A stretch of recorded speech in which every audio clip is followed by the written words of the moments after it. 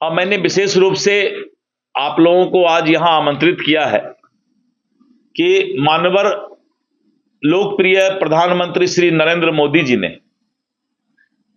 आपको याद होगा कि जब कोसी और नेपाल से पूरा दरभंगा क्षेत्र, मिथिला क्षेत्र से लेकर और सिल्लीगुड़ी यानी अररिया, किशनगंज, पूर्णिया, कटिहार और वहां से जब बढ़ते हैं तो पूरा झंझारपुर, मधुबनी, सुपौल, दरभंगा, सीतामढ़ी, ये जो पूरा कोसी और मेची का इलाका है, प्रत्येक वर्ष बाढ़ से त्राहित रहता है और उसका असर जो है सहरसा और सहरसा से आगे बढ़ के खगड़िया तक भी आता है, सहरसा, मधेपुरा, खगड़िया तक भी आता है। यानी पूरा उत्तर बिहार इस बाढ़ के प्रकोप से बहुत दिनों से किसानों का जो अनाज है, उपज है, वो तो क्षति होता ही है, जान माल की भी क्षति होती है।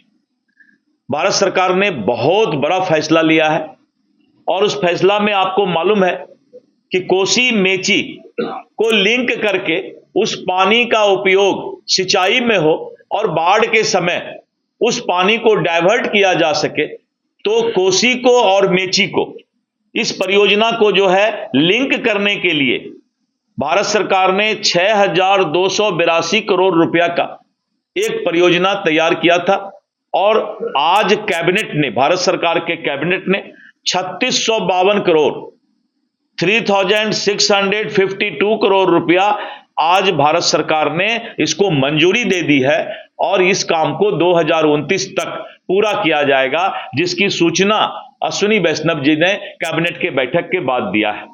ये कोसी मेची अंतरराज्यीय लिंक परियोजना को प्रधानमंत्री कृषि सिंचाई योजना एवं त्वरित सिंचाई लाभ कार्यक्रम के अंतर्गत शामिल करने को भी मंजूरी दी गई है।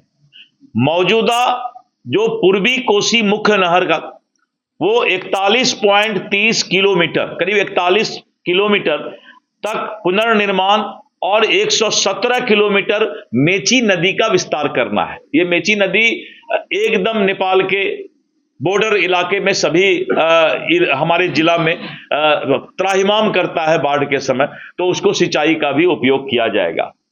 और उसके साथ साथ बिहार के अररिया, पूर्णिया, किशनगंज और कटिहार जिले में खरीफ मौसम में भी करीब 2,10,516 हेक्टेयर के क्षेत्र में अतिरिक्त सिंचाई की सुविधा भी इस योजना के बाद बिहार को मिल पाएगा। तो इतना बड़ा 2,10,516 हेक्टेयर किसानों के भूमि को, जमीन को सिंचाई का सुविधा मिलेगा, तो यहां का हमारा किसान खुशहाल होगा और किसान जो कल्याण योजना है भारत सरकार का, उसमें लाभ मिलेगा। और इसके साथ साथ एक जो बहुत बड़ा आज भारत सरकार का कैबिनेट ने फैसला लिया है कि पटना आरा सासाराम 4 लेन कॉरिडोर, और इसका लागत 3712 करोड़ है और करीब लंबाई 120 किलोमीटर है। इस कॉरिडोर को निर्माण से पटना से आरा होते हुए सासाराम तक आवागमन बहुत आसान हो जाएगा और यह 4 लेन 5 national highway NH-19, NH-319, NH-922, NH-131G और NH-120 और 4 स्टेट हाईवे को भी आपस में जोड़ने का काम करेगा। तो इसके लिए भी आज कैबिनेट ने पैसा आवंटित कर दिया है। तो बिहार विकसित हो, बिहार आगे बढ़े, तो प्रधानमंत्री जी की और एनडीए सरकार, केंद्र सरकार जो है बिहार की चिंता कर रही है। इसके लिए मैंने सोचा कि मैं आपके माध्यम से जनता को भी, बिहार की जनता को सूचित करूं और भारत सरकार को, केंद्र सरकार को भी धन्यवाद देने का काम करता हूं। सरकार के लोकप्रिय गृह मंत्री श्री अमित शाह जी कल 7:45 संध्या 7:45 में पटना एयरपोर्ट पर दिल्ली से आ रहे हैं और वहां से सीधे भारतीय जनता पार्टी कार्यालय आएंगे। 8 बजे से लेकर 9:30 बजे रात्रि तक अटल सभागार में बिहार के सभी भारतीय जनता पार्टी के सांसद, विधायक, विधान पार्षद और पार्टी के प्रमुख पदाधिकारियों के साथ उनकी बैठक 9:30 बजे रात्रि तक चलेगी। उसके बाद जो बिहार के प्रमुख नेता हैं, केंद्र सरकार के मंत्री, जो हमारी कोर कमेटी है, उस कोर कमेटी की बैठक रात्रि में करीब 10:30 बजे से 11 बजे रात तक चलेगी। दूसरे दिन 30 तारीख को माननीय गृह मंत्री बापू सभागार में करीब 7,000 सहकारिता आंदोलन से जुड़े हुए लोग, कोऑपरेटिव के लोगों को संबोधित करेंगे। और जो पैक्स के लिए उनका सोच है कि पूरे देश के अंदर सहकारिता के माध्यम से, कोऑपरेटिव के माध्यम से लोगों को रोजगार मिले और लोगों की सहभागिता केंद्र और बिहार प्रदेश की योजनाओं में हो, तो उसके लिए उन्होंने जो सोचा है उस मसौदा को भी पैक्स के लोगों के साथ, कोऑपरेटिव के लोगों को बताएंगे। और उसके बाद वहीं से सीधा पटना एयरपोर्ट जाएंगे। पटना एयरपोर्ट से वो गोपालगंज प्रस्थान करेंगे। गोपालगंज के न्यू पुलिस लाइन में एक विशाल जनसभा को संबोधित करेंगे। और विशाल जनसभा को संबोधित करने के बाद माननीय गृह मंत्री पटना आएंगे।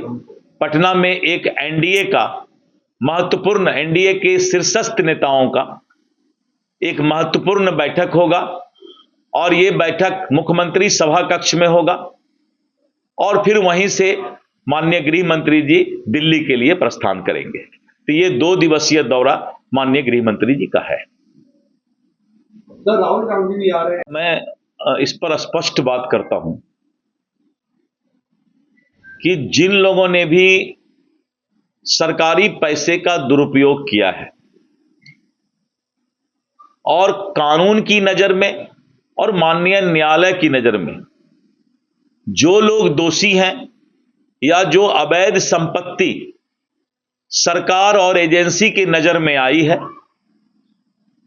चाहे कोई भी हो, किसी भी दल का इंसान हो, कानून अपना काम कर रहा है और वो अवैध संपत्ति सरकार निश्चित रूप से जो है उसको अपना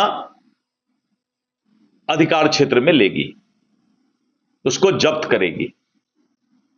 सर, आज मोदी का